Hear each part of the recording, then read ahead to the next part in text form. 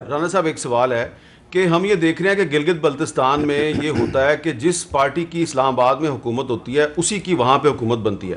Peoples party جب اسلام آباد میں حکمران تھی گلگت بلتستان میں ان کی حکومت بنی. آپ کی پارٹی جب اسلام آباد میں حکمران تھی گلگت بلتستان میں آپ کی حکومت بنی. اب پی ٹی آئی اسلام آباد میں حکمران ہے تو زیادہ تر لوگ یہی سمجھتے ہیں کہ وہاں پہ پی ٹی آئی کی حکومت بنے گی. تو اس میں انہونی کون سی بات ہے؟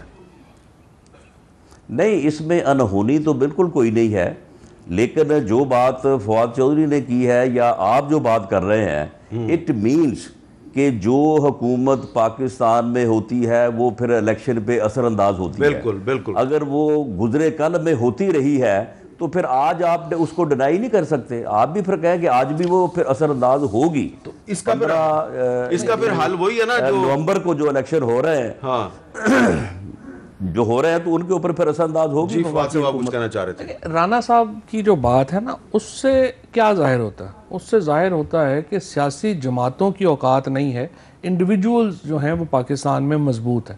یہ جو بات کر رہے ہیں نا کہ فار ایگزامپل جس طرح سے آپ نے 5-6 لوگ جو ہیں جی وہ جو ہمارے تھے پچھلی اسمبلی میں انہوں نے پارٹی بدل لی اور وہ ادھر چلے گئے.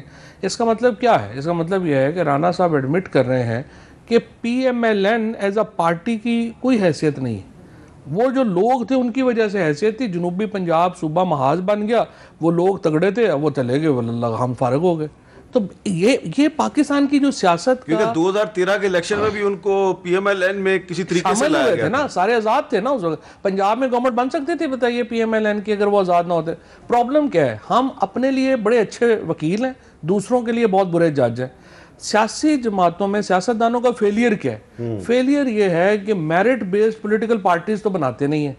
میرٹ بیس آئیڈیالوجی بیس جس کے اوپر آپ کو پتا ہو کہ یہ ٹکٹ کے اوپر جو ہے وہ آپ کی ایک نہیں ہوگی. مجھے آپ بتائیں نا ٹکٹ سے پہلے جو پولیٹیکل پارٹیز کے اندر کیا لابیز اور میں نہیں ملتے ٹکٹ؟ بیچتے نہیں ہیں سارے یہ جو اپنے ہمارے لیڈرشپ ہوتی ہے وہ ٹکٹس نہیں بیچتے پارٹیز کے اندر. جو پارٹیز میں اس وقت جب تک یہ جو رانا صاحب کی ڈیبیٹ ہے نا اس کا دھاندلی سے کوئی تعلق نہیں، اس کا پولیٹیکل سٹرکچر سے تعلق ہے. وہ پولیٹیکل پارٹیز جب میچور ہو جائیں گی، جب آپ اپنے آپ کو یہ نہیں مطلب یعنی کہ سب پارٹیوں میں جب ڈیموکریسی آ جائے گی، مطلب آپ بتائیے کہ رانا صاحب جس پارٹی میں ہیں، رابرٹ موگابے نے یہ جرت نہیں کی کہ اپنی نام سے پارٹی بنا دے. پی ایم ایل این نواز شریف، یہ کون سی پارٹی ہوئی تھی؟ مجھے بتائیے دنیا میں کوئی اور مجھے مثال بتا دیں جس میں نواز نام کی کوئی پارٹی ہو. جب آپ کا پورا سٹرکچر ہی ایک ڈیموکریسی کے خلاف ہے، جب آپ کی پورا ایک سیاستی کے خلاف ہے، پھر اس پہ تو نہ روئیں. Let's focus on polling day, پھر باقی دیکھ لیں گے. وہ جو آپ نے بھی بات کی ہے اور رانا صاحب بھی کہہ رہے ہیں کہ احتساب پر بھی جو ہے نا کوئی آپس میں بات چیت ہونی چاہیے. تو یہ جو ایک آج مسلم لیگ نون کی میں اس میں بھی اپنی بات کرنی چاہتا ہوں. جی دیکھیں، اس میں حامد میر صاحب بات یہ ہے کہ جو فواد چودھری صاحب بات کر رہے ہیں، دیکھیں اگر یہ تاخیر ہوئی ہے تو کچھ باعث تاخیر بھی تھا.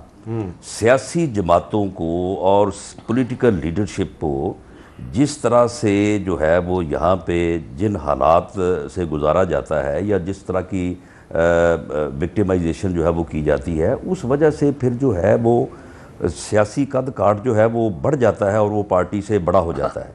میاں نواز شریف جو ہے وہ اس کا قد جو ہے وہ اپنی جماعت سے بڑا ہے. عمران خان کا قد جو ہے وہ اپنی جماعت سے بڑا ہے. عمران خان کو آپ علیحدہ کر دیں اور کوئی اور نام رکھ دیں، وہ تحریک انصاف ساری وہ بن جائے گی. اسی طرح سے پوزیشن جو ہے وہ بھٹو فیملی کی ہے.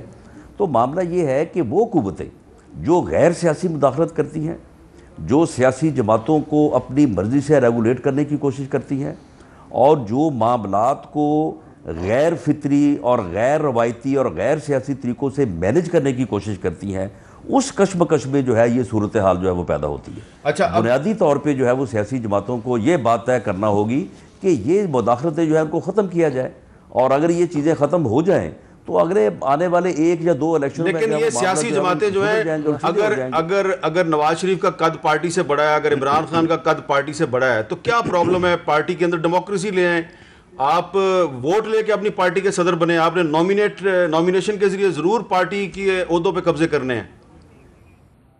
100%. نہیں تو بات یہ ہے کہ پارٹی میں اگر الیکشن کروا بھی لیں, اگر آپ تحریک انصاف میں الیکشن 4 الیکشن کرائیں ٹھیک ہو جائے, یا آپ اگر پیپلز پارٹی میں کروا لیں یا پی ایم لین میں کروا لیں, تو کیا رزلٹ جو ہے وہ مختلف ہو سکتا ہے؟ نہیں تو پھر کیوں نہیں کرواتے الیکشن؟ سوال یہ ہے کہ پھر تینوں بڑی پارٹیاں الیکشن کیوں نہیں کرواتی؟ حامد میر صاحب وہ رانا صاحب ایک منٹ, آپ کے صوبوں کے سربراہ تو ڈیفرنٹ ہوں گے نا, ایک فروٹائل ایکسرسائز ہوگی, ادھر نہیں آتے, فروٹائل ایکسرسائز ہوگی. کبھی وسیعت سے پولیٹیکل پارٹی ملی ہے کہ معاملہ یہ ہے کہ یہ باتیں, یہ چیز جو ہے فواد چوہدری صاحب سے پوچھیں, اگر تحریک انصاف میں الیکشن ہو تو یہ اپنا چیئرمین کا الیکشن جو ہے وہ عمران خان صاحب کے مقابلے میں لڑیں گے؟ نہیں لڑیں گے نا, وہ نہیں لڑیں گے. نہیں, لیکن میں آپ یہ رانا صاحب کی بات جو ہے نا درست اس لیے نہیں ہے. دیکھیں یہ کہنا کہ لیڈر چونکہ پارٹی سے بڑا ہے تو اس لیے پارٹی کا سٹرکچر ہی نہیں ہونا چاہیے, یہ تو بالکل ہی امورل بات ہے. دیکھیں نا آپ فار ایگزامپل رانا ثناء اللہ صاحب جو ہیں وہ خود پریزیڈنٹ نومینیشن پہ بن کے بیٹھے ہوئے ہیں, پھر الیکشن کرائے نا, دیکھ لیتے ہیں رانا ثناء اللہ کے مقابلے پہ سعد رفیق کو زیادہ لوگ ووٹ کریں گے یا رانا ثناء اللہ کو کریں گے. اسی طریقے سے آپ کی پارٹی میں ہماری پارٹی میں سیف اللہ نیازی جو ہے وہ چیف آرگنائزر بن کے بیٹھا ہوا ہے, وہ بھی نومینیٹڈ ہے. یہ دیکھیں پولیٹیکل پارٹیز کو اپنا سٹرکچر دیکھیں, کوئی بات ہمیں پرابلم یہ ہے, ہم جو پولیٹیشنز ہیں یہ سارے آتے ہیں نا, ہم کہتے ہیں دوسرے سب جو ہیں ان کو کر دیں, اپنی پارٹی میں ہم نے کچھ نہیں کرنا. اچھا اب یہ بتائیں فواد صاحب, آپ بھی وکیل ہیں اور رانا صاحب بھی وکیل. چوہدری صاحب جے تحریک انصاف سے الیکشن ہوا تسی جوائنٹ سیکرٹری بھی نہیں متقن ہونا.